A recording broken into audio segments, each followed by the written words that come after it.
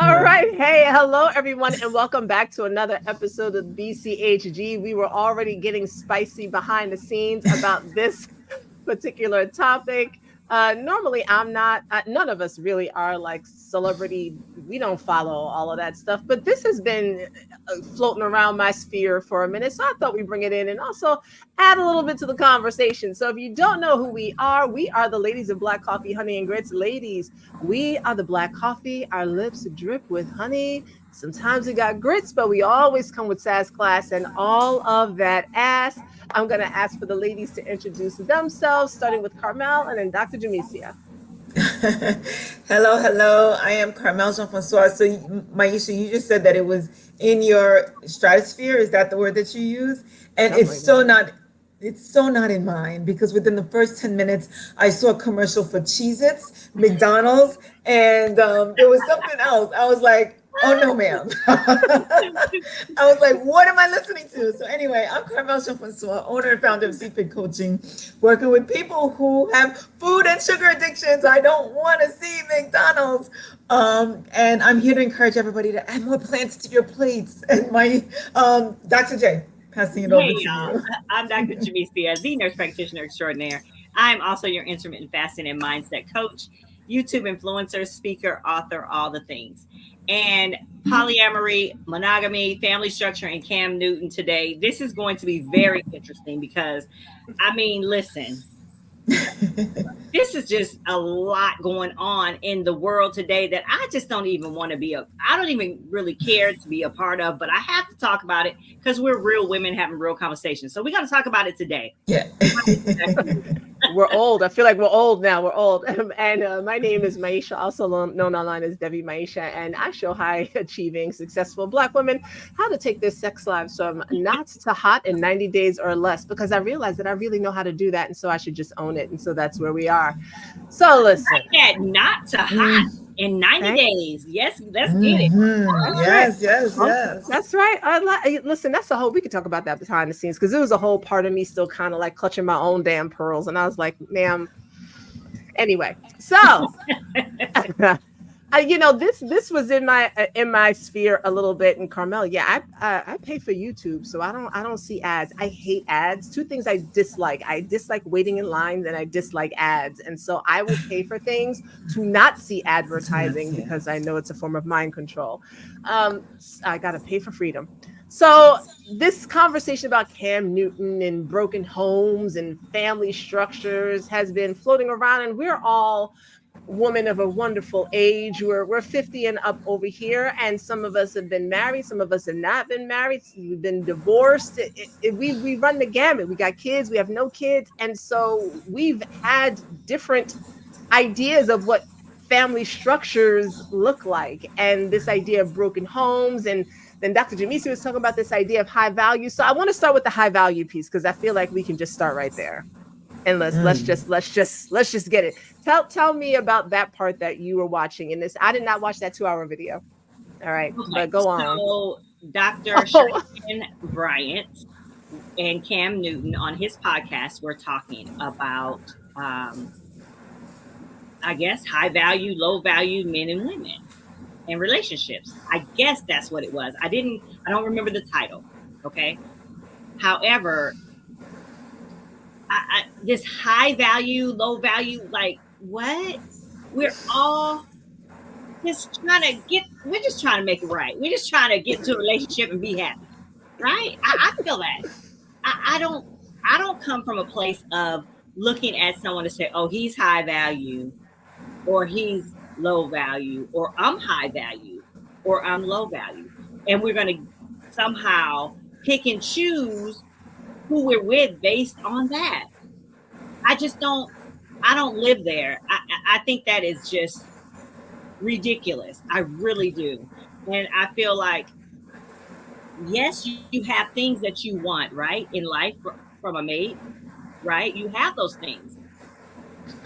But to start there by saying, oh, you're low value, so no, I can't look at you. Or you're high value, so, oh, I got to look at you. Or, oh, wait, I'm high value, so I can only look at you. Like, what? And so she paired it with the value and the functionality.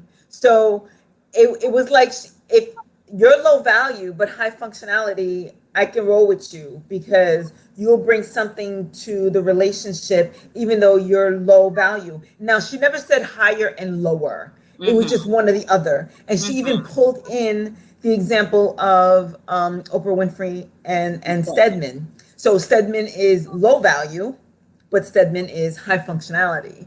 What? Because Oprah. And he's like, Mama O is going to be high value compared to anybody she interacts with, whether it's romantic or whatever. He was just like, why can we choose a different example? She's like, no, we're going to stay there because Stedman is low value and high functionality. And so she just kept going on with that. And so the two of them were kind of duking it out for a little bit. And Carmel, I do also think, okay, guys, I know we're hyping up Cam's podcast or whatever. Go listen to it. You might as well go listen to it. But I think the disconnect, though, to be honest with you, was he kept trying to say high vibration and low vibration. Yes, I picked that up. I can get with that. And just real quick, I'm sorry, real quick. I'm gonna mess up your name, but EFU Annie over here says, bullshit, none of you are 50 and up. 30, 27, and 40 tops. We received that. Do go on. We received that. Thank you. Yes, we did. And so she kept trying to say high value, low value, or high, what was she saying? Functionality. High functionality and low value. And he kept kind of intertwining low vibration and high vibration, which are four different, completely different things. Completely. This sounds like a masterclass in non-communication. Their conversation was very, it wasn't connecting really well. It wasn't connecting. He was trying to make a point and, all this and all that. However, now, like I said before, as far as women who, he kept trying to say that Black men who are high value can never be happy or can never find happiness. Something like that, right? Am I right, Carmel? Was it that? I didn't pick that up. Maybe. Okay, well, he said something like that about not being able to find happiness. And they can choose a woman and mold her into whatever they want her to be. And then she was like, you can't mold no woman into nothing. If she wants to be that for you, she will be. It's her decision. Because she thinks she's going to get something out of it. Right. And whenever she feels like she's not getting whatever she wants out of it, she's going to then be not what you want. Just like she cannot make you into what she wants you to be. You can say, okay, I'm going to change or do this for you because you're my woman and we're in a relationship, i.e. compromise. Anyway, so I'm going to do that because you're my woman, but it's because I have choice and I choose, right? Now, for this conversation about low value, high value, I think that conversation alone puts you in a low vibration. Period. I don't even know what that means. And for full context, I asked the ladies to do some research on it. I didn't realize the podcast was 2 hours long. There was just no way. Yeah, okay, there was just no way. I mean, I heard clips and pieces of the thing. So shout out to the ladies of BCHG for these are some students right here for doing the homework, because I don't know what you're talking about, because I didn't hear any of this.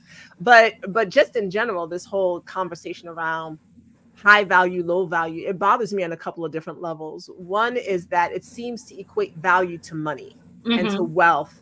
And I'm like, we did that for 400 years. Are we still doing that? Like, are we on the block? And it's like, instead of white people looking at us, we're here looking like, let me see your teeth. Let me see your wallet. Okay. Let me check out your 401k. Okay. You're high value. You go over in that pile, oh, you're low value over here. I'm gonna put you over here in this pile. You're not for sale. It's just it's very weird to me, and no one's asking about character. Right. I prefer high vibration, low vibration.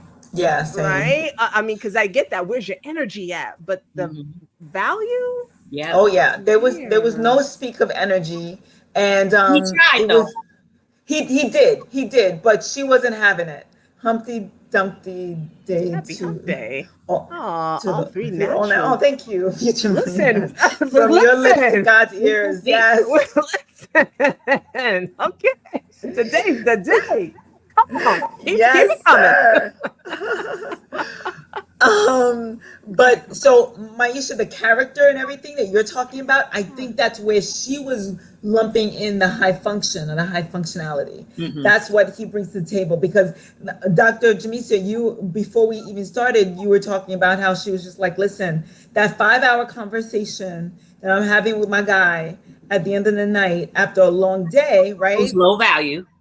Who's low value because he's high function, Because right? he's high functioning. That's what's going to recharge her. That's what's worth it to her. Yeah. That. But the talk about the low value, high function, it was going on for so long, and then at the end she wrapped it up with all of these words going back and forth, up and down across the room. I was like, whoa, like why is it that serious that we get this terminology down? Yeah. So that was interesting. No, that's way too much for me. So when the piece that I was looking at, because I don't, ladies, if y'all are looking for high, stop. Okay, we're telling you as women with some wisdom, that's not it. We're just gonna tell you right now, it's not it. Look at his character, look at his functionality. But y'all can, if all that's in place, y'all are gonna build together. Y'all are gonna build. You know what I'm saying? In her defense, is it because she's a psychologist that she has absolutely. to put right? Yeah, absolutely. She has to kind of look at things in a black and white kind of a way in order to kind of like now build from there when it comes to her clients. I guess. I don't know. But she was just so steadfast in her terminology, the words that she was using, the blended family, the broken family. Yeah. Now, speaking of, because that's what I was really, looking at it for and getting at, and this idea of what a broken family is and what it isn't, and are we still doing this in 2024? Like, what is a broken family? And so I asked this question on my Facebook page, and most of the folks were like, it's it's a family where people are dysfunctional, which I can completely agree with. And then there were like two folks who were like, a broken family is when there's not a mother and a father in the home, and I don't necessarily believe that to be true. And it's not because it discounts one or the other. It's just that for millennia, the way family structures were set up wasn't whatever this nuclear family is that has come to be the norm, mostly because of economics over the past close to 100 years. That wasn't really how families were structured. So just what are you all's thoughts about what it means? What is this broken family? Like, what is that? I don't know that I can say what it is per se. I feel like most of us have been in different situations or unique situations in our family, right? Most of us have had, a lot of us have had mothers and fathers in the home. A lot of us have had only mothers in the home. A lot of us have had grandmothers only in the home. A lot of us have had fathers only in the home. So I think that I don't know that any one person can say that this is a broken family unless they are in a dysfunctional situation. That has caused some brokenness. And just because, to me, this is only opinion, just because a person doesn't have a father in the home does not mean it's a broken home. He may have died. Then what does that mean? He was there, and he died. Now is it broken? Like, right? Or what? Like, or just because there's no mom, she may have died. Does that make it broken? Or because the mom died in childbirth, and now the grandmother has the children. It's to me broken when your spirit is broken, when the home is dysfunctional, and on and on and on. That's broken to me. And I think that a lot of Black or African American or whomever would agree with me on that. Disloyal says, excuse me, broken families come from too much negativity with drinking and smoking and doing pills and running the streets with more negative teacher. Yeah. And just real quick, Raider Steeler fan. Hey, welcome back. Not everyone can be a high value person, just like not everyone can be a chef, teacher, athlete, architect. See, one is a profession and the other is like you as a person. So I don't know about that. I'm not, because are we our profession? Are we the thing that we No. do? No, Or we're not. are we who we are? Are we created by something greater than us? Then don't we all just have value? Yeah. I don't know, you know? Yeah, I mean, Yeah. I just don't believe that. I do not believe that we should be putting anybody above anyone else. We are all God's children. We are all created, and we are all given the same opportunity. Well, for the most part. But Oh, yeah, we know what you're saying. We know what you're saying. We know Right. what you're saying, yeah. Right. But as far as value, I think it's what you put on yourself. Yeah. If I Yeah. believe I'm high value, I'm high value. I Yeah, don't but think she's that it has anything to do with who I am as far as my profession or what money I make or whatever. It's how I treat people. It's how I treat yeah. myself. It's She how completely put a yeah. I'm saying it's how I move in this world. That's what I believe high value is. Yeah, but that is value because there's like somebody's garbage is somebody else's treasure, right? There's value. But there was a dollar sign to her definition. It was black and white for her. And she didn't want to hear anything else, no matter what examples or how Cam was trying to say, like, wait, let's talk about this for a second. No, it was just high value. It was definitely associated with money, which in turn, just like that whoever commented said, you know, it doesn't matter if you're a chef or an astronaut or an architect. And for her, it very much mattered. That's what her definition was. That's how she was defining the term. So Carmel, how do you feel about this whole broken home thing? The broken home. So I grew up with mom and dad, and so did I saw that all around me with all of my cousins, with all of my mom's brothers and sisters. And so I kind of get what she's talking about when she says broken, because I don't know what broken is. As far as dysfunction, I feel like whose family is not dysfunctional in some way, shape, or form? Although I grew up with both my parents, I hardly saw dad. Dad was so busy working, trying to make sure that he put all his kids through school and he paid for his mortgage. We hardly saw dad. Did I ever feel like it was broken? I knew my parents didn't get along the way married couples get along. Did that make me love them less, or did I feel any less love from them? I never felt less love from them. Never saw them fight. I never saw them fight. I never heard them talk about each other. So it's kind of like, well, what's broken? They didn't love each other like that, but they showed each other respect. I got all the love. They worked damn hard to put me and my brother and my sister through Catholic school and make sure that we had food on the table and clothes on our back. So, but at the same time, I've seen in high school, one of my best friends, it was just her and her mom. And she had such a beautiful relationship with her mom. Her mom was her best friend, and we were in high school. And I knew my mom wasn't my best friend. My mom was still very much a disciplinarian. I would not consider telling my mom I lost my virginity, right? But this girl had such a close-knit relationship with her mother. Is that a broken home? You know, it's kind of like, because number one, that's not my experience. And number two, I don't have children. I can't really even speak to that. I just have to kind of like hear them out. And of course, just like to your point, Maisha, and whoever commented, if there's, you know, clear dysfunction, there's drugs, there's drinking, there's abuse. Yeah. I mean, nobody can argue that. But just because mom is not around or just because dad is not around does not make it broken. It can still be beautiful and whole. Yeah. I think what's most important is that children are raised by people who love them. Yeah.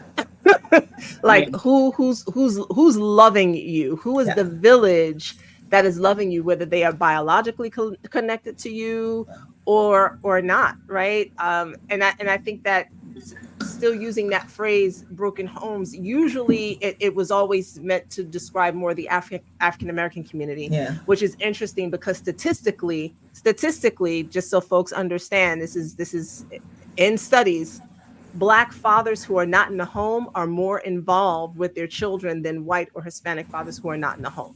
So this idea of like fathers not being there or being absentee, that is true for some, but it is not true for all. And I think it's one of those narratives that serves to have us thinking that all of these things are going wrong in our families.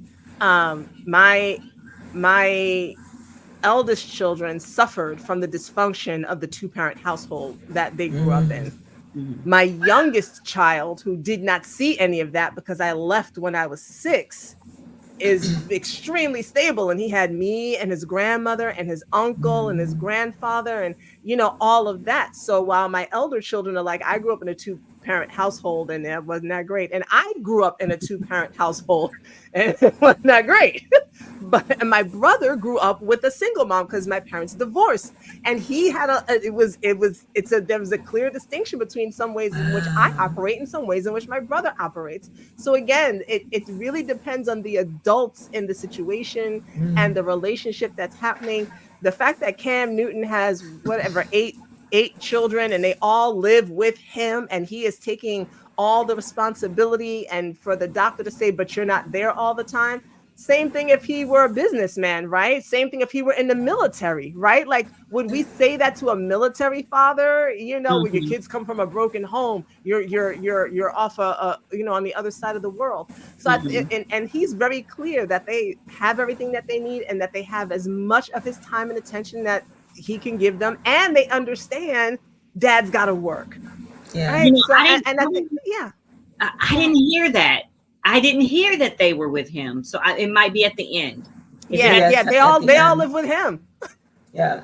Yeah. Okay. Maisha, the way she made it seem, though, Carmel, at the beginning, the way she made it seem was that they were all in different houses, and only one person will end up getting him, and that's where he decides to be with the woman, whose ever mother that is. Right. That's how she made it seem. Did you get that, Carmel?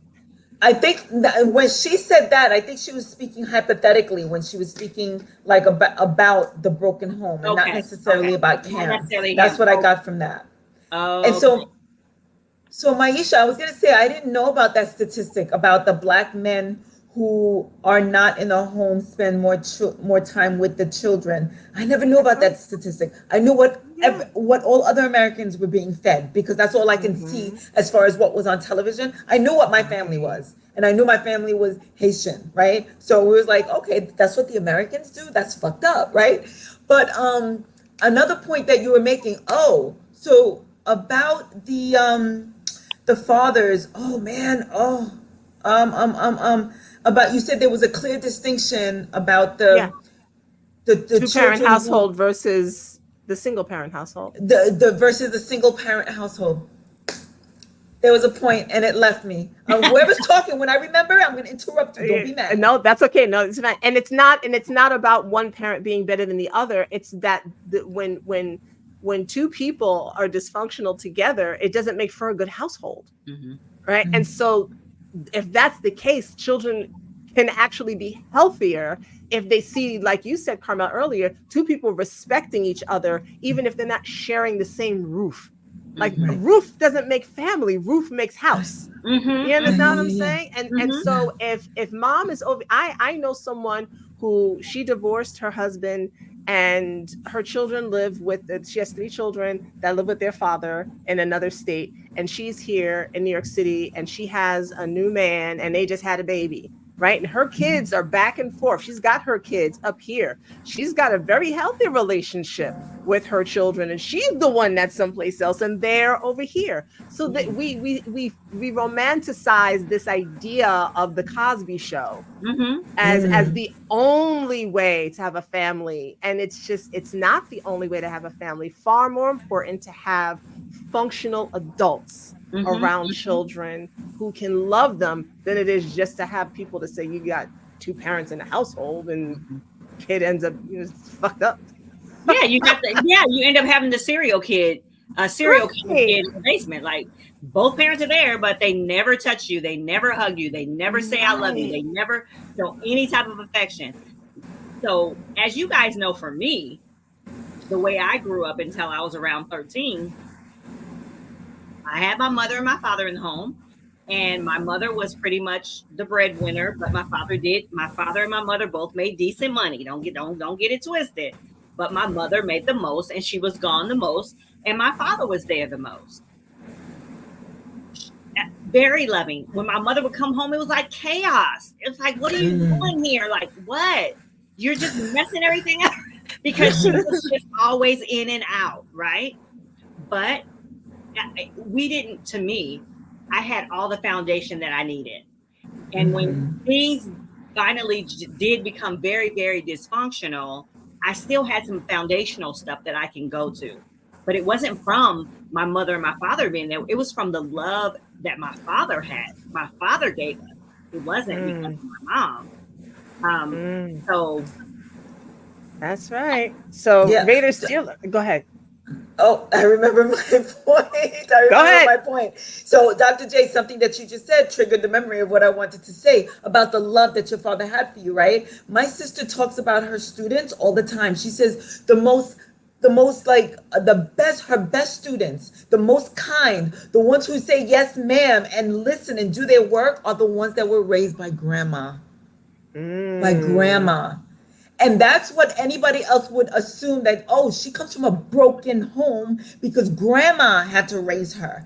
And my sister's like, those are the best, like they're calm, they're polite, they do their work, they answer you like you're a human being and not somebody who's put there to serve them, right? So that part. Yeah, go figure. I'll say my grandmother saved me. See, look at that. All right, Vader Steeler fan. Broken homes come from irresponsible, reckless folks who are doing degenerate things for sure. And this gets into the other part now, him and Lakeisha coming through. If Cam Newton decides that he wants to have a big family with 3 different women with 8 children, go for it. Some people need to realize that monogamy isn't for everyone and vice versa. You get into the other part, because Lakeisha said we African Americans are just not mature enough collectively to have multi-partner relationships. So that gets into the other part of the polyamory and the monogamy. So for those of you who don't know, I'm polyamorous. I do not like the idea of only eating chocolate ice cream forever. It's rough for me. I can be monogamous for a little while. I can, but after a while, I just cannot. And now that I didn't know that there was a word for that though, growing up until I was an adult, and I was like, oh, now that makes sense. So everybody is not monogamous. I don't know what Cam Newton says. He would like to get married, and maybe one day when he's in his early 40s and he's finished whatever this is and has worked through whatever his fears around relationships are, because he said that was an issue. He has some fears around getting married. Then maybe he will find someone. I don't know. He's not my child. He's not my brother. Kudos to him. He's doing what he needs to do. But Lakeisha, to your point about not being mature enough collectively, I don't know, because a lot of us do have multi-partner relationships. It's just that folks aren't honest about it. A lot of people having multi-partner relationships, we just call it cheating, and they're not being honest about the fact that they either would like to see more than one person or that they are seeing more than one person. And I believe in the honesty about it. So I'm the only one here that's polyamorous though, but I will let the ladies give their ideas on this if you would like, and we're going to continue talking. Let me look at the comment again. What did Lakeisha say? She said we as African Americans are not mature enough collectively to have multi-partner relationships.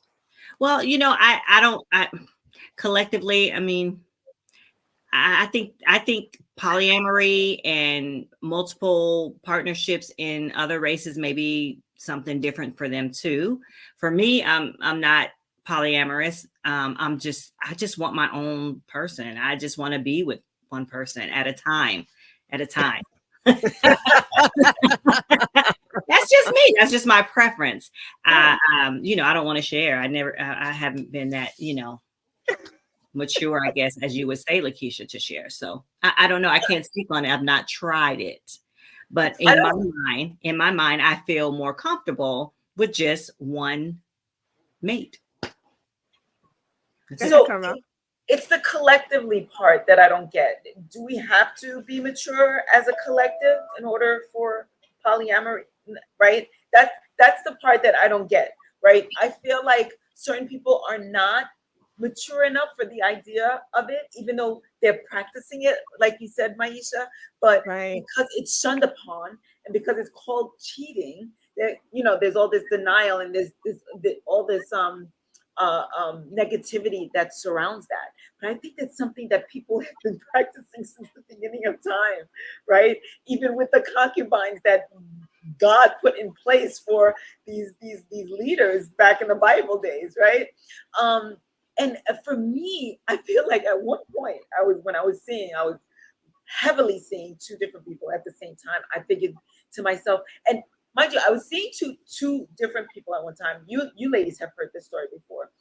One guy took nothing away from the next guy. Like when I was with him, he brought something into my life that this other guy didn't. Not that any of it was negative or positive. It was just that he was a different human being. He had different set of he had different character, different set of skills, life and soul about him that did not affect the other guy, and vice versa. And for a while, I figured I can dig this. I can do this because every dude is different, and I knew how to separate myself, or separate the feelings rather. But right now I'm single, so I don't think one way or the other, whoever comes into my life, I'll be like, okay, let's see how this goes. And do I want to be married eventually? I really do.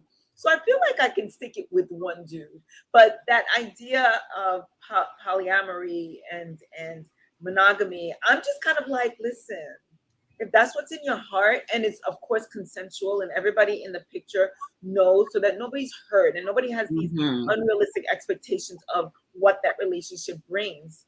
And that's the part, Carmel. Right. In polyamory, everybody knows. Right. In monogamy, and when you cheat, not everybody knows. I was cheating. I was cheating. It was You're not being honest. And that is the part. I'm gonna be honest, Lakeisha. I'm gonna just tell you my business real quick. But that's the part. If I had to say to somebody, I want to be with somebody else too, girl, please. I've been passed out trying to say that to somebody. I just am not. I'm just not that. I cannot do it. I couldn't do it. So I just choose to just stay in my little lane and just be with one person. So Maisha's grown. She's like, this is who I'm with. Come on, meet this person right here. Come on now. Let's just be a whole happy family. Well, yes. My people have met my people, depending on different circumstances and times and places and things. Yes, they have, and it's there's like such a when it's just like, what are you doing tonight? And it's like, oh, I'm hanging out with so and so. And it's like it's not even a thing versus when you're dating someone and it's like somebody's like, so what are you doing tonight? And you're like, I'm just going out with some friends. No, I don't want to do any of that. You're gonna know if I'm seeing other people, and you're gonna know if I feel like I only want to see you. Right? Like whatever it is that I'm desiring, it's like, yes. That's that. I'm gonna let you know. We're gonna be honest about it. I don't think that every relationship structure is for everybody. I do think that there are people who tend to lean more towards polyamory than they think, but society tells them that you can't. You're not supposed to. Definitely not if you're a woman, right? Because then people conjure up ideas of video clips that they've watched and they have and they imagine that that's what's happening, and I'm like, no, that's different. And that, look, I ain't no shade for that either, but that's different, and that's not what that means. And it doesn't mean that there's like 5 and 6 and that's a lot of work. Maisha, that is a lot of work. Yeah. Seriously. I think a big part of it has to do with how you define your relationship with the individual, no matter how many individuals are in the picture, how you define your relationship and how you interact with them when you're with each other. So I'm going to give you an example. There were times when I kind of thought that my guy might be seeing somebody, and I wasn't jealous. I was just like, if he's seeing somebody, just don't let me see it, because then you didn't tell me about it. However, I was so secure in how he felt about me. Number one, I wasn't worried that he was running the streets. Number two, if he was, he came to me with so much love and respect and everything that I needed. I didn't feel like he was taking anything away from me. That it was kind of like somebody came and said, Carmel, he's cheating. I'd be like, well, all right, I'll have a conversation with him, but I'm not losing here. Like, I'm still winning. And so that's how I felt about it. Like I said, I was seeing two people at once. One day, he had given me the key. I end up at his place, and he was coming home. He was out of town, playing touchdown, and he's like, I'm on my way home. He didn't know I was at his apartment. So I'm like, I'm going to surprise him. Then I said, Carmel, stop. You don't know who he's coming home with. So I took a selfie in his apartment. I'm like, guess where I am? So I knew that if he was with anybody, just send her home. Just send her home. Wait. Spoken like a true Leo. She didn't say he knew if he was with anyone. I will go home.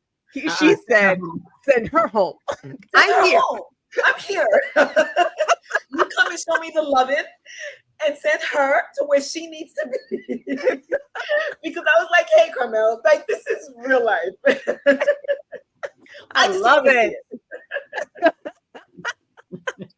That is what I am talking about. That is what I love. Yes, absolutely. All right, they're having a little. Oh, so Lakeisha says, when I say collectively, I mean the pickings are slim.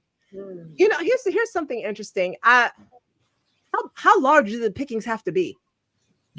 So if someone only wants one person, you don't need a lot of pickings. You just need the right pickings. So there's an idea that's like, I need to be able to choose from this many in order to get to the right person. The picking should be slim, because I have requirements and I have standards, and so the pickings are already slim because of what I desire, not necessarily because there aren't men of caliber in the world for me to choose from. Like, so I think it's number one, where are we searching for these partners that we're looking for? Like, really, what and are we actually ready to receive what it is that we say we want? Because we think we do, but I don't know that we did. I'm gonna put Tanika. I'm dating a 58-year-old who has begun to suffer from erectile dysfunction. That's not my excuse to sleep with the whole city. You're absolutely right, ma'am. And I mean, even if you did choose to sleep with the whole city, I personally don't hold any judgment against you for that. I don't judge women for the amount of people they choose to sleep with or not to sleep with. Our value is not placed on our bodies. Goes back to that high value, low value thing. We're not attaching value to body parts. If I'm attaching value to my vagina, then I'm attaching value to my elbow. And the other thing too, to add to that, is that Tanika, erectile dysfunction, okay, but there are other ways to be satisfied and to be intimate with your partner too. So, and then Maisha has this whole thing on flaccid penis. Right? I do. Soft entry. Yeah, soft entry. And so, and then there's supplements. There's types of supplements you can use. So, okay. And it's gonna happen as men get older. Their prostate gets larger, and it causes them to have some form of erectile dysfunction. It just happens. Just like as women get older, sometimes we're dry, we're less, our libido goes down. So hopefully this 58-year-old dude is worth working with, so you don't have to go sleep with the whole city. Yeah, so many ways. And hey, Maria, yes, I love Carmel from one Leo to another. Yes, send her home. Maybe one day we'll do a episode as on a, because now we've got the sexual comments coming in. Maybe we'll have to just do an episode. It's Friday. We're going to be talking about some relationship stuff. Raider Steeler fan, we don't own one another. We need to understand that. Some of us have to get rid of this colonizer way of thinking in terms of relationships. I absolutely agree with you. I think that, and again, on Friday, we're gonna, what are we talking about, Carmel? Partnership versus companionship.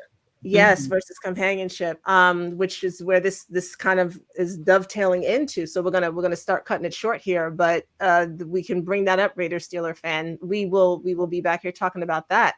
So, ladies, I have thoroughly enjoyed this conversation. Christina, thank you for your comment about the tongue no longer doing it over there, but thoroughly enjoyed the conversation that we have had about polyamory, monogamy, family structures. And thank you. Yeah, go ahead. Did want to touch on a point that you made. Yes. When you were talking about the pickings being slim, right? When we were talking about the pickings being slim, because at one point he asks her, "Do you want to get married?" And then she's like, "That was a hard yes." But later on, he goes on to say, "Well, somebody might wonder why you're a 41-year-old, an attractive woman, definitely educated, why you're not married and why you don't have children." And she went on to say something to the effect that that she doesn't want to create a broken home. That she didn't call herself picky or choosy, but that she's had her choices. And apparently nobody has, right? Yes, because she left 2 dudes at the altar apparently. And nobody's really has gone to that level or whatever. That's what she was insinuating, that she decided not to create or get married with these people because she didn't want to create any broken homes. And it's so interesting because my story is very different. Yes, I'm educated. I'm not a doctor, but I'm cute, right? And I'm a woman of a certain age. Like we said, we're over 50. But for me, I feel like just hasn't happened. Like I'm not even giving it that much thought. And I think this whole conversation was just extra. And I'm just kind of like, listen, it hasn't happened. God didn't place him before me, or maybe I missed out on an opportunity and hopefully he circles back around to me, or I circle back around to him, whatever the case is. But that was another point that she brought up too, because I have been accused as being too picky. And to that, there's nothing wrong with it, because go ahead, Dr. Not at all. But she said one of the main reasons was because she will not date a man who has kids. Yes, she did say that. Will not. Will not. No matter what age they come. Yeah. No matter that. I used to do that until I was like 25. And I was like, come out, how realistic are we being here? Maybe she was mad because she kind of wanted to date Cam, but he had kids. So she was kind of coming down on him like, daggone it, my man. You got 8. No, I've got no chance with you whatsoever. Here's the thing. And to me, that train of thought is not even, come on. I mean, come on. If you're 41 and you're a man and you don't have kids, you're starting to think, oh wow, what's going on here? I mean, and there's probably nothing wrong with him, but I'm just saying, it's almost not realistic at this age. Right. I've seen that with women to have said, if a man is single in his 40s and he has no kids, there's something wrong with him. Now here's this woman talking about, I want a man who's single and has no kids in his 40s. Listen, my ex-husband had a 6-year-old daughter when I met him. I was all of 22. Okay. When I took this child on. So I think people, and I never in all of my years, and there are so many years that I shouldn't have been there, but I was. I think we need to open our minds when it comes to what we cut ourselves off at the past when we have this rigid list of what we say we absolutely have to have. We knock out so much of what could actually be beautifully possible. And look at this one here. I gotta put his up there because this is and this one's got lots of mental issues now. What's wrong with him? There's something wrong with him if he something wrong with that one. I don't believe in that. But this when we because I know that in some part of the video she was saying that he needed to work on his fears around being married, but it sounds like she needs to do the same. Yes. Yeah, and when you're like what you resist persists kind of thing. So if it's like I don't want a broken home, I don't want a broken home, I don't want a broken home, and that's what you're focusing on, guaranteed when you find whatever man you think you're going to be with, y'all will not be together past 7 years, because in your mind you are creating this scenario that is actually going to come into fruition. So if the desire is not to have this broken home, then imagine yourself and see yourself in an intact one, whatever that. The broken home to me, like I said, they're going to split the thing in half. Okay, one half of the house is over there. Tornadoes and hurricanes create broken homes. How about that? Right. So if what she wants is to raise children with someone who is loving and caring and she wants to get married, then just focus on that. But if she enters into every dating opportunity with, is he going to make my home broken? Is he going to be the one to walk away? She's never going to find what it is that she thinks she's looking for. You know what I'm saying? All right, but look, we are going to head out of here tonight. Friday, 11:30 a.m. We will be back here live on our social media channels, and we are going to be talking about partnership versus I keep forgetting companionship. Thank you. And that's going to be a fun one for me. I look forward to that. I already know what my answer is. They already know what my answer is. But we're going to have a fun conversation about partnership versus companionship. So join us Friday at 11:30 a.m. and let us know what your preference is. Either one. And try to do this. Simple Susie. Most men would not seriously date a woman with kids. So I think it's fair for a child-free woman to want her partner to be child-free as well. She would probably have to date younger, though. I'm not sure where you all are coming up with all these most things. Like I need y'all to understand if y'all are 40 and under, I'm telling you, it's just a no. Whatever you think most men and most women will do is not it. No, most men would not say.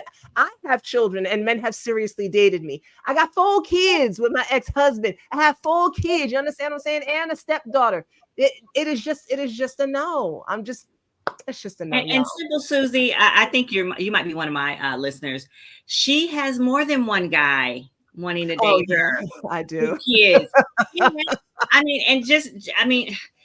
I can give y'all some of mine. Listen, I know, right? I'm 55 and I have 2 kids. I'm not married, but I'm dating a guy who seriously wants to marry me. So I don't know. I can't say that that's true. So, and me, I'm looking for a dude with some kids. I want an instant family at this age. I'm like, let them come with babies, please. Or not even if they're full-grown adults, let them come on. I'll be your mama. The bottom line is whatever it is that you decide that you want is actually out there, y'all. Please don't have these social media streets and these podcast bros and all of that convince you that something's wrong with you, that you're not going to find it because you already had a kid, that you're broken, that you're screwed up, that you're used up, that you man or woman. It's just whatever you desire is actually out there for you. That's just what it is. It's an abundance out there. I'm telling you, there's an abundance out there. There is. Men like what they like. Women like what they like. Just get out there. Get out there and mingle. Say hi to somebody. Smile.